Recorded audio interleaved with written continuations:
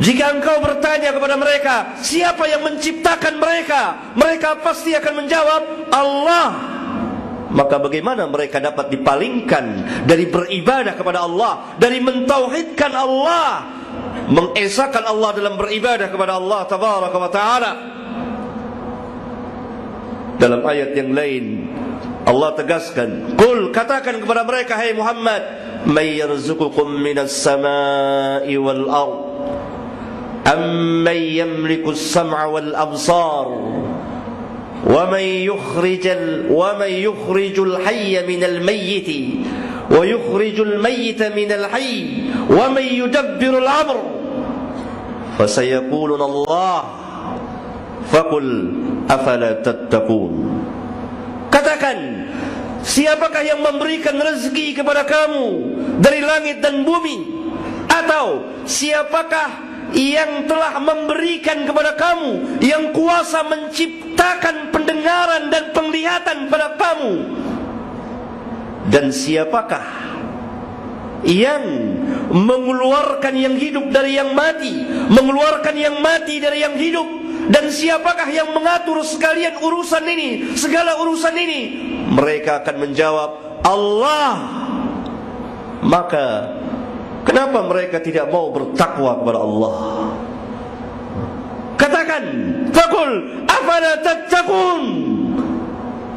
Katakan kepada mereka, kalau mereka meyakini, mengakui tauhid rububiyah, mereka mengakui bahwa yang menciptakan mereka Allah, yang menciptakan langit dan bumi Allah, yang mengatur segala urusan Allah, bahkan yang memberikan rezeki kepada mereka Allah, kenapa mereka melakukan kesyirikan kepada Allah? Kenapa mereka tidak sujud dan rukuk hanya kepada Allah?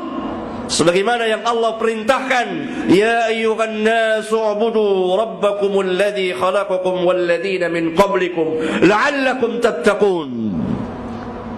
Wahai manusia, beribadahlah kepada Rabbmu yang telah menciptakan kamu dan menciptakan orang-orang yang sebelum kamu, agar supaya kamu bertakwa, bertauhid kepada Rabbul Alamin.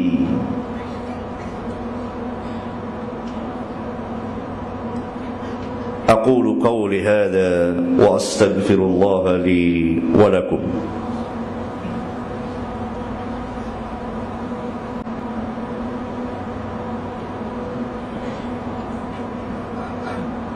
Alhamdulillah hamdan katsiran tayyiban mubarakan fihi kama yuhibbu rabbuna wa yarda.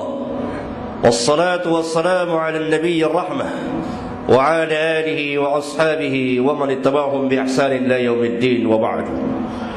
Sidang Jumat yang saya muliakan, dari khutbah yang pertama kita mengetahui bahwa orang-orang musyrikin pada zaman Nabi, mereka membuat berhala, patung dengan tangan-tangan kotor mereka, patung-patung yang tidak bisa berbicara dan mendengar, yang tidak bisa memberikan manfaat dan mudarat.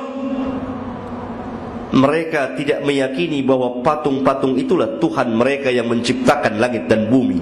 Tidak, sama sekali tidak. Karena ketika ditanya, mereka mengakui bahwa yang menciptakan langit dan bumi Allah, yang menciptakan mereka adalah Allah. Tetapi kenapa Allah tetap mengatakan mereka kufur, mereka syirik, mereka kafir, tempat mereka di neraka Jahannam? Karena mereka tidak bertauhid dengan tauhid yang kedua dan ketiga. Tauhid yang kedua, tauhidul ubudiyah.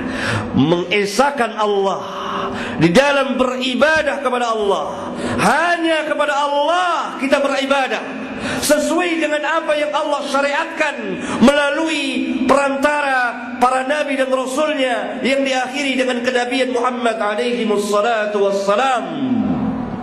Tauhid ubudiyah inilah yang memisahkan mana mukmin mana kafir, bahkan mana mukmin yang bertauhid dan mana mukmin yang telah dimasuki, yang telah mengerjakan sebagian kesyirikan.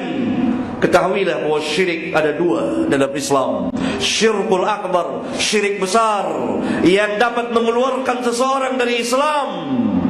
Yang kedua syirik kecil yang tidak mengeluarkan seseorang dari Islam, tetapi dia telah melakukan dosa yang sangat besar. Syirik besar misalnya seseorang mendatangi kuburan tertentu.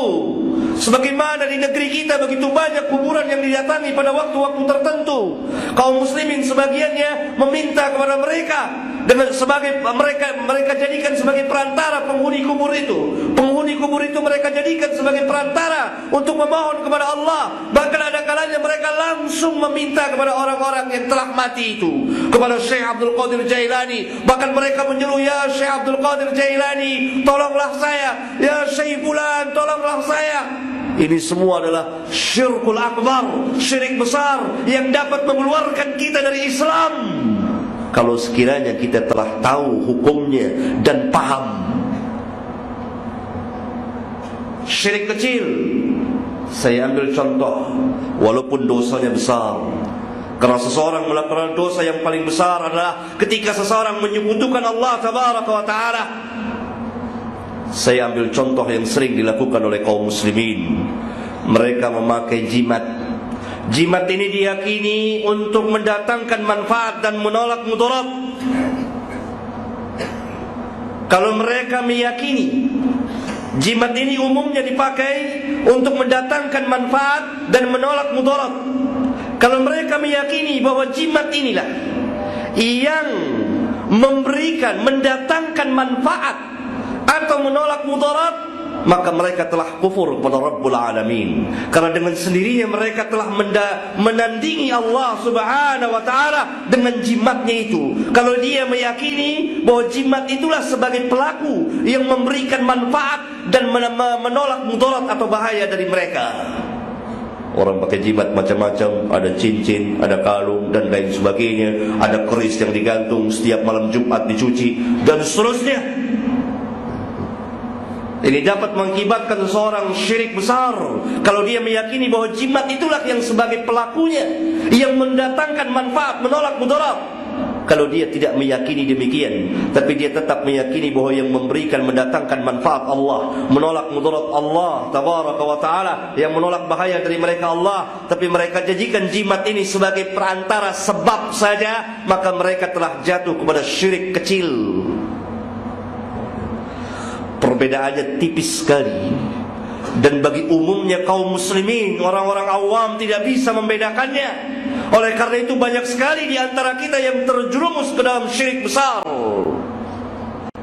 Contoh syirik besar, mereka menyediakan sesajen untuk para jin dan syayatin.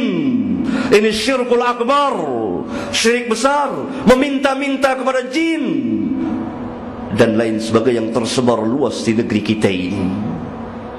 Oleh karena itu, sidang Jumat yang saya cintai dan saya muliakan, mari kembali kepada tauhid. Pelajarilah kembali tauhid kita. Karena tauhid inilah yang akan menyelamatkan seseorang dari kekekalan di dalam api neraka Jahannam. Kalau dia ditakdirkan masuk neraka, kalau dia bertauhid, maka dia tidak kekal di dalam neraka. Orang-orang yang tidak bertauhid, orang-orang yang melakukan kesyirikan, syirik-syirik besar yang mengeluarkan dia dari Islam, maka mereka kekal di dalam api neraka Jahannam.